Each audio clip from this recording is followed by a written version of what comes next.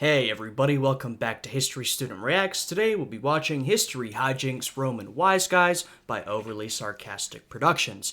Now I don't really know what this video is about. I don't know if we're talking about literal wise guys or if that's going to be a bit tongue-in-cheek, but I'm curious to see. Now before we get into this video, I'd appreciate it if you guys would leave a like, subscribe, and check out my Patreon. It is linked down below. Now with all of that out of the way, let's jump right into this reaction. The Romans were proud to be people of action. Fighters, builders, occasional backstabbers, and generally the kind of guys whose only abstract thought happened against their will after spending too much time with the Greeks and getting a contemplative contact high. True. That's an exaggeration, but only by a little. Yeah, I mean, it's an exaggeration. There's a bit of truth in there. And as they said, if we are talking about literal wise guys, as in like philosophers, well, we look at Roman ideas of religion and philosophy, etc., etc. Not to say they never had an independent original idea, well, in the sense that can anyone have an independent idea? We're all building off something else. Anyway, not to say they never did that, but they definitely built a lot on the Greeks. The Romans took a lot from a lot of different peoples, but in terms of how they thought, they took a whole lot from the sort of Greek schools of thought on philosophy and religion and medicine and really a whole lot of things. The Romans loved to talk, but that was largely confined to the art of rhetoric and oratory. It took them centuries before they seriously devoted their literary efforts beyond the lofty political speeches Yeah, the Romans were absolutely obsessed with rhetoric. Rhetoric was a big thing in the ancient world, and frankly, sort of classical education up until the modern era, right? Right up until we get into the era of public education, right? Rhetoric was one of the big parts of sort of a typical classical education. Of course, most people were not educated throughout history up until very recently. But if you were someone in, I don't know, say the 1700s who was privileged to get an education, and you were probably getting some sort of classical education, then rhetoric would be one of the things you learned. And I was thinking about this recently, how, rhetoric was such a big part of the ancient world, and, rhetoric's still important today, but it's sort of less explicitly emphasized. And when we talk about rhetoric, we usually mean oratory, spoken rhetoric. And then I had to remind myself, right, but the world we're talking about here was a world of the spoken word, primarily, not a world of the written word, right? Most people, the vast majority of people couldn't read. I think today we really do live in a world of literature, of the written word, right? Everybody reads, that's very important to us. Even you're scrolling on social media, you're reading, all that sort of stuff. Whereas in a world like this, it was all about what you said, oratory, which is obviously why rhetoric was so important to know for a lot of different people. Characteristic of their republic. But in time, and after much schmoozing with those particularly pensive Greeks, the Romans got a few wise guys of their own. Similar to the Greeks, Roman philosophy is just as much a study of wacky characters and their esoteric ideas, but the cultural backdrop of the Roman world took their thinking in new and very different directions from old standbys like Plato and Aristotle. So, to learn about some of these Roman smart boys and see what they were on about, faciamus historiam. We begin this story as Rome often does, fashionably late. Alright, so we are talking about literal wise guys like philosophers. In this case, by the time Rome conquered all of Italy and started being sociable with the wider Mediterranean world in the 200s BC, the golden age of Greek philosophy was already a century old. They were so late for Plato's lecture, he died before they even showed up. Gosh, kids these days, no discipline. Now, after Plato and Aristotle founded their schools back in the 300s, Athens snowballed into the place for philosophy. But as wise men and eager students poured in from all across Greece, the wider world was changing. Alexander, the student of Aristotle, stretched the definition of Greece to include the entire eastern Mediterranean, and the next 300 years saw Rome steadily conquer that Hellenistic world province by province. By the time Rome's cartographers ran out of this is one of the reasons why Greek culture was so influential on the Romans. It's because Greece was a cultural touchstone for the entire region because of Alexander, but not just Alexander, right? There was some non-military influence there as well. Greek culture and ideas had really spread, particularly throughout the eastern Mediterranean, but, even beyond. Of course, there were other cultural touchstones of the region. Egypt is one, but Greece was a very important cultural center of the entire region. And so as Rome expanded and absorbed those territories, naturally it would encounter a lot of that.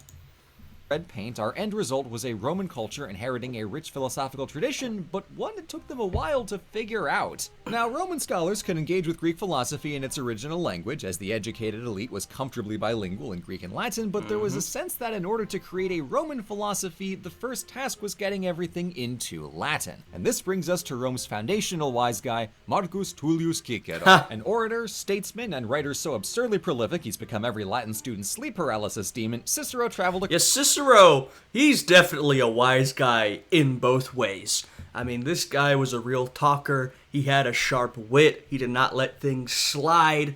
I think Cicero's one of those guys who... I imagine if you had to politically deal with Cicero, especially if you were opposed to him, you would probably grow extremely frustrated by his performances. across Greece to study philosophy from... an amazing orator.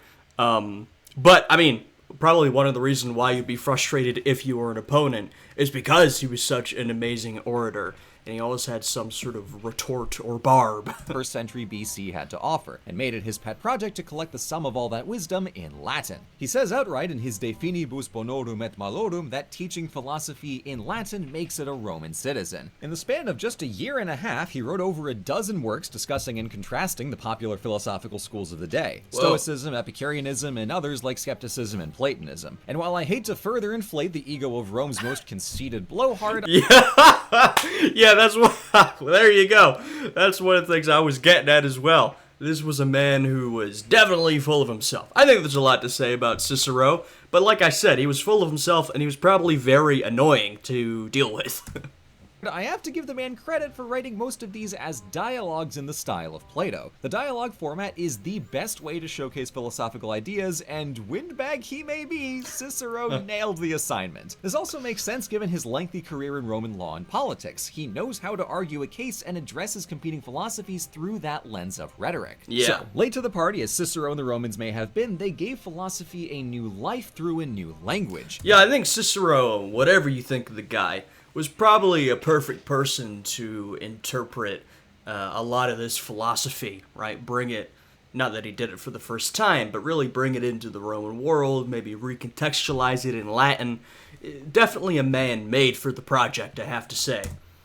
And here in Latin, two schools dominated Roman thought: Stoicism and Epicureanism. Both were created by Greeks who came to Athens and began teaching around 300 BC. Both grew in popularity during the Hellenistic era, and centuries later, both would find enthusiastic devotees in Rome. Now, where to start? Eeny, meeny, miny, Epicurus. E-Man claimed that the essence of a happy life was pleasure, which, on the face of it, sounds like an appeal to raw hedonism. Live fast, die young, and rack up noise complaints from your neighbors as you ruin the lives of everyone around you. Athens' favorite madman Diogenes would certainly be proud, but the Epicurean goal is a bit more refined. The aim is really to avoid pains, reject... Yeah, first of all, Diogenes, fascinating guy. I'm sure a lot of you are familiar with him.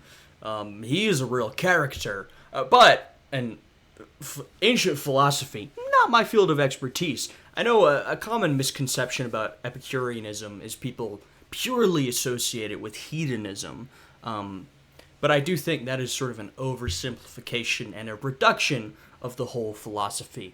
Not that, I would really know. Like I said, I am no expert, but, we want to give things their appropriate complexity. We're going to get to Stoicism, and that can also be oversimplified, as it frankly often is. I was going to say today, but always. So, there's usually more to these things.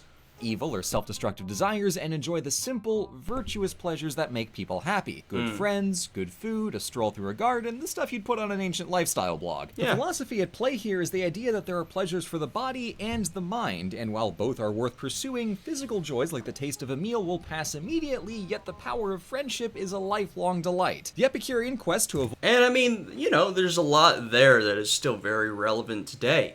Right? You've got your immediate pleasures and then your sort of long-term satisfaction, contentment, right? You want to live a sort of happy, content life, not in the immediate sense, but sort of in the long term, right? Over a long span of time.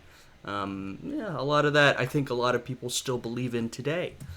avoid bad vibes sought two things: aponia, the absence of physical pain, and ataraxia, a state of serene calmness without the disturbance of fear. On that line, Epicureans believe that there's no reason to worry about any troublesome divine intervention because the gods were perfect beings who didn't pay attention to human affairs. This put the Epicureans in an awkward position amid a society constantly engaged in divine supplication, and it wasn't the only belief of theirs to catch flack. Other philosophers compared their want of pleasure to the animalistic impulses of a pig. Yet, thoroughly unbothered, the Epicureans reclaimed the pig metaphor. The Augustan-era poet Horace described himself as a swine from the herd of Epicurus, and the imperial-era biographer Plutarch wrote an entire dialogue where Odysseus debates his fellow sailor Grelus after he'd been transformed by Circe into a pig. Grelus manages to convince Odysseus that as an animal, he is categorically immune to unnatural desires for evil because it can't even conceive of them, and thus is happier and more virtuous than Odysseus. Literally, pigs are happier than humans because they haven't yet invented crime. Wow. I mean, maybe there's something to that. I don't know if any of you guys own pets. Sometimes I'll look at my dog and be like, she must be living a happier life. It's all so simple there. It seems so happy. So, I mean, maybe there's something there. I don't know. The metaphor of the pig. The pig hasn't invented crime. I mean, I guess they haven't. I don't know what's going on with them pigs. I'd have to look into it, but man, there you go. While Epicurus was a prolific writer, the vast majority of his works have been lost, so our best source for the philosophy is the 1st century BC poet Lucretius, whose De Rerum Natura, or... This is also, I always talk about this when we talk about ancient history, but as someone who does a lot more modern history, you know, usually when I'm talking about people, well, usually, it depends what you're talking about. But if I'm talking about sort of a famous philosopher from, I don't know, the 1700s, we're going to have the vast majority of their published work, and oftentimes their unpublished work, right? We'll have a lot to work with. Don't almost have everything, and more, well, as a historian, more sources is good, right? I mean, I like more sources. Doesn't necessarily always lead to better understanding, I guess, or maybe clearer understanding. I mean, think of someone like a Karl Marx is someone who comes to mind. We have a lot of his written work, and there's still endless debate over what it all means. Anyway, I do like having more sources. And when we're dealing with some of these ancient historical figures, ancient philosophers, oftentimes we have little to none of their original writing, and we have to learn their ideas and philosophy through what other people wrote about them. I mean, this is true for some of the most famous philosophers of this era, and that, you know, is pretty challenging. As someone, I think, you know, obviously people who do ancient history know that, but as someone who doesn't do ancient history, for me, that's something where I'm like, damn, like, that's, you know, where do you even start? It's really difficult to make conclusions if you don't have the source material. So, you know, you gotta work with what you have, right? But that's something I always think about when we talk about this kind of classical history. Or On the Nature of Things details Epicurean philosophy with over 7,000 lines of Latin meter. We've got basically nothing on the man's life, so we can only hope he enjoyed himself, but his work was renowned across Rome for its philosophical heft as well as its raw artistry, and in later centuries was quoted widely by Epicureans and non-Epicureans alike. Speaking of, that'll take us to the other school Rome embraced, Stoicism. Born at the same time as Epicureanism, this philosophy gets its name from the Stoa Picili in Athens, the public hall where Zeno of Kition likes to teach. His philosophy was an evolution of Socratic thought where the most important thing is internal virtue. That sounds a little stuffy and frankly not as fun as what the Epicureans were doing, but at its core, Stoicism is also a philosophy of how to live. Rather than minimize pain to cultivate happiness, Stoics disregarded all outside forces. I will say, these ancient philosophies are, I think, fairly practical in their application. You know, they're honestly sort of guides to life. Now, in a way, that's kind of all philosophy, in a sense, because, like, what is there other than your life? So, in a way, all ideas are going to be, if you apply them, a guide to life. But these ancient philosophies, I feel, tend to be not abstract in the way that some modern philosophy can be. It can be quite abstract, quite removed from sort of the daily life. Can be difficult to apply, I think, sometimes. Stuff like, you know, Epicureanism and Stoicism is explicitly designed to be applied to one's life. That's kind of the idea. It's about it's self-help in the most direct meaning. I don't mean self-help in our modern self-help industry where, you know, most of it is BS. I mean, it's literally helping yourself, right? It's meant to be read, understood, and applied to your life. Maybe understood on a more intellectual level, but it's about living a better life, and whatever better means.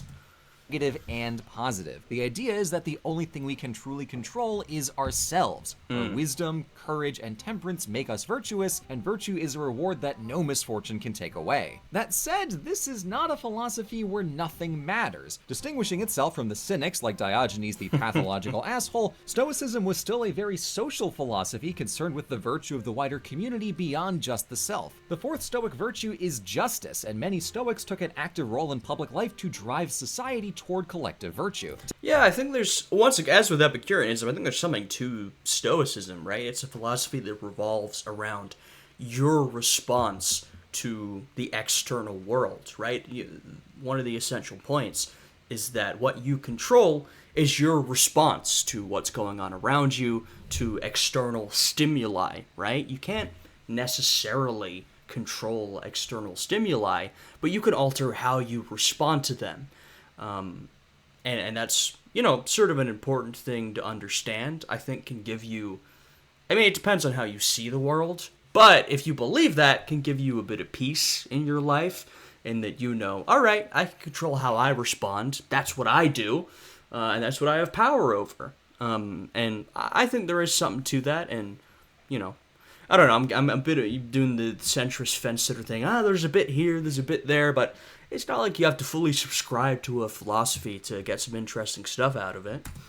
Taken together, this philosophy had obvious interest for the Greeks and their highbrow conceptions about the nature of justice, but it also had a clear appeal to the Romans and their deeply practical interest in law. In the 100s BC, Panaetius of Rhodes made his way to Rome and founded a school to introduce the locals to Stoicism. By the time Cicero shows up a century later, you couldn't swing a gladius in the Senate without hitting a Scary verbs, man. Yeah, that's funny, though. I don't know any Latin, so I don't really know the Latin jokes about Cicero, but I like that designation. Stoic. But for all its noble ideology, there was also a deeply rational appeal of Stoicism. In the 1st century BC, the Roman Republic was struggling, so the inner serenity of Stoicism was a coping method. And this got even worse during the Empire because some of those guys were nuts. Yeah, I think if you think about Stoicism the way it's been described, it's sort of more effective the worse things are, frankly. You know, if you imagine a world where everything's going wrong and politics is chaos, which was definitely the case in the late Roman Republic and was the case at various points throughout the Roman Empire, sort of this philosophy that revolves around how you interpret things and what you can control is yourself and your own actions, not that external stimuli, I think becomes comforting and more of a coping mechanism because it allows you to better handle all the chaos that's going on around you. You can sort of see how, you know, that might be appealing to people. Senator and Stoic philosopher Seneca weaseled out of a death sentence from Caligula, was exiled by Emperor Claudius and allowed back a decade later, only then to become a tutor for Emperor Nero. That's a high-pressure job with a steep penalty for perceived failure, but... Yeah, Seneca, alongside Marcus Aurelius, are probably the two most famous Stoics, at least today, right? When you think about Stoicism, if you know a little bit about it, most people will probably think of Seneca and Marcus Aurelius. But Seneca kept Nero in shape for a few years. His influence had clearly slipped by 59 AD when Nero dabbled in casual matricide, so Seneca withdrew from public life in the years after to go write philosophy. The Stoic mindset surely helped him keep sane amid the increasingly tyrannical hijinks of his boss, but when Nero sentenced him to death for alleged involvement in a conspiracy, Seneca demonstrated Stoic tranquility amid the worst employee performance review in Roman history. But the stress of Roman monarchs went both ways, as perhaps Rome's most famous philosopher of all was Emperor Marcus Aurelius, the Stoic who was regarded in his lifetime as the Platonic ideal of a philosopher king, but who seems to have wanted more than anything else in the world to not have the responsibilities of an entire empire bearing down on him all the time. Yeah, no, it is funny. He really is sort of the Platonic ideal, but didn't really want to be. I think I'd rather be reading right now. I'd rather would have just been the philosopher, not the philosopher king, which I think is, I mean, I guess I can't speak for everybody, but, sometimes we see a bit of a phenomenon, I think maybe always, but you can look around the world today where the people who want power are often the people who maybe shouldn't have it. And so you think about sort of a real philosopher king. I feel like if you are really living up to the philosopher side of it, you maybe are not that enthused about the king part of it. If you're someone who really can think about that power, conceptualize it, can live up to that, to being a philosopher, maybe you're like, yeah, I don't really love being a king. No, maybe not. I mean, there were some philosopher kings who have loved being a king, but I think Marcus Aurelius is like, yeah, I kind of get that. You're like, I'd rather just be doing the philosopher part of it. And of course, from his meditations, that's very popular to this day. It's probably most people's introduction and only knowledge of Stoicism. Well, actually, most people's is probably just some stupid YouTube videos. I think Stoicism, I don't necessarily subscribe to the ideology. I haven't read deeply on it. But it's definitely one of those things that's very misinterpreted. There's a big Stoic movement in the modern day. A lot of stuff online. People seem to think, I mean, just the word, to be Stoic, people seem to think it's about, being unfeeling, unflinching, stoic, that kind of thing. Which, as we've seen, is it's like there's truth there, but that's a great oversimplification.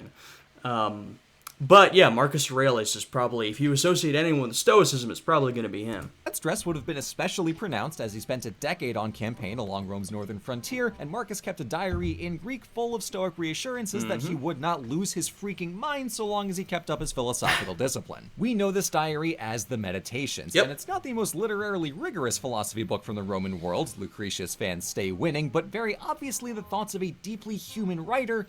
Yeah, I mean, I was talking earlier about, sort of the practical application of this philosophy. And Meditations is very much that. I mean, it's not this sort of grand, abstract, no pun intended, meditation on philosophy and the world. Well, it kind of is, but it's more one man's sort of thoughts on a pretty humble sort of daily level about daily life as it is lived. And through that, it is sort of a meditation on philosophy, the world in general. But it is very grounded, is what I would say. From himself to himself. The Meditations present the essence of Stoicism from quite possibly the most interesting perspective. It's the man who has everything grappling with the existential difficulty of being a person. Even the Emperor of Rome recognizes that he's powerless without control of his thoughts and emotions. And this brings us towards some ideas that would outlast Roman Stoicism. Because like the other Stoics, Marcus sought to live in harmony with a divine reason governing the universe called Logos. And the power of philosophy is to understand one's place in a whole far... I'm reminded of my first year college political philosophy class, of which I remember very little. Logos, pathos, rhetoric, all this kind of stuff on the edges of my memory. Bigger than themselves. Whether the outside world is easygoing or unbearably hard, there's that internal refuge, a mental fortress where the philosopher can feel at ease. Between this and the divine Logos, not even death is a threat. Marcus Aurelius ends the Meditations saying, "Serenely take your leave, serene as he who dismisses you." And by this point, feels fair to say that Stoicism has stepped past pure philosophy and taken on the air of religion. That's not an accident. So far, we've seen how Roman philosophy evolved out of Greek philosophy, but here's the twist. Its endpoint is Christian philosophy. Whoa, okay, I'm interested to see this. Because though I don't know much about these classical philosophies, I know even less about Christian philosophy. Though I will say, if you think about it, I think the gap between... Okay, we've got a wide spectrum of ideology, right? I think philosophy and religion at times can be very different, but at times can be similar. And obviously, religion, in a way, is like a faith-based philosophy, a faith-based ideology. I think faith is like the real separation, essentially. But there are a lot of elements that are similar. It's not hard to see how a philosophy, or really any ideology at a certain point, could transition into a religion. The divine inner calm, strength in the face of persecution or misfortune, the ascetic rejection of worldly pleasures in pursuit of higher virtues, these are true for Stoicism and Christianity alike. Logos is the guiding force for Marcus Aurelius and the original source of divinity in the Gospel of John. That said, they are absolutely not one-to-one, as Christians believed in an afterlife while Stoics emphatically did not, and Christians dismissed Stoicism as too pagan to be useful, but it's clear that the faith that'll one day... Well, it's funny, if you look at Christian history, and this varies at times, right? I mean, there's a wide Christian history. That's a lot of time, involving a lot of people. But oftentimes the church, meaning, well, there was one church and then they split, and, it's kind of complicated. But if we're talking about the early church and throughout history, the church has often been a little resistant to ideas sort of outside of itself explicitly, but of course, influence comes from everywhere. So if you look at a lot of these Christian ideas and practices and all this sort of stuff, a lot of it is based on what came before. These different philosophies, ancient cultural practices, paganism, right? A lot of Christian traditions in a lot of places are based on pagan traditions. And a lot of Christian ideas, of course, are influenced by the other ideologies that were around at the time. And of course, Christianity is, it's a changing belief system, right? So there's been influence since then. So, at times, the church has been very resistant to sort of outside influence. That outside influence is always there. And at times, it's been more receptive, right? I don't want to overgeneralize, and I have to paint with the broad brush because we're talking so generally, but I want to be cognizant of that. But that influence is absolutely there. The religion of Rome drew on other Roman ideas as it took shape. This also applies to Neoplatonism, an updated form of Plato's philosophy that placed extra emphasis on the One as a divine force from which all goodness, thought, and physical reality derive. Kind of feel like I've heard that one before. By the time thinkers like St. Augustine got writing in the 400s, Christianity had been irreversibly shaped by its fellow Roman philosophies. It would become the grandest and most consequential of them all, but it was still deeply indebted to its Roman forebears, above all, Stoicism. So, with origins often Greek philosophy and a legacy in the biggest religion on earth, what's Roman about Roman philosophy? Well, put it this way. Greeks could spend dialogue after dialogue trading theories on the nature of justice, but the Romans would rather write a dang law code and quit burning daylight. Philosophy wasn't a la-di-da thought exercise over wine, it was a tool. Yeah, look, there's different ways you can interpret and use philosophy, and all those different ways are influential. You look at our world today, it's clear that we have been deeply influenced by the ideas of those Greek philosophers, as Rome was, and Rome, frankly, passed that influence on. But another way you can see sort of influence is, look at a lot of the law codes today, and through a lot of transformation, a lot of them still have those ancient Roman roots. A lot of them are in one way or another based on Roman law codes. Like I said, there's a lot of separation at this point, but that origin is there. So that's another extreme influence on the modern world. Relevant to the Romans when it was useful to them. Theoretical models of the universe are a lot less practical than concrete models for behavior. They skipped past if and why to get to what and how. Marcus Aurelius wrote my conclusion for me. Put an end to this discussion of what a good man should be, and be one. Yeah. You go, Marcus. Sorry your life was a pain in the ass. Truly. All right, that was a great video. And I do agree with that ending sentiment. In history, the why is, of course, very important. But, everything is combined. The why with the how, with the what. These are all parts of the pie. And, I like history. I don't necessarily do like philosophy. gets a little abstract for me. That's what I like when things have a sort of practical application, when we can use these ideas to understand people and life, right? I think if we're talking about history, because that's what I know about, theory is important, right? Theory gives us lenses through which we can view the world, but I think it's only important as far as we can use it to understand people, right? And life. When it gets too abstract, I'm like, all right, rein it back in. Let's not get too theoretical. And of course, other disciplines have a different perspective on that, but as a historian, that's sort of how I see things. And I think there's a lot of value in these ancient philosophies. Yeah, that was a great video. I didn't really know what I was getting myself into. I had a guess, Roman wise guys, maybe some philosophy. But yeah, that was definitely enjoyable. We ended up mostly talking about Epicureanism and Stoicism.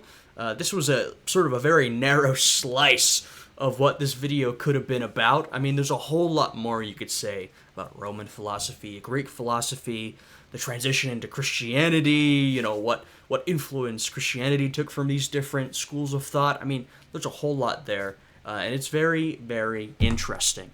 But anyway, I had a good time with this one. If you guys did as well, I'd appreciate it if you'd leave a like, subscribe, check out my Patreon, it's linked down below, or you can become a channel member by hitting the join button next to the subscribe button.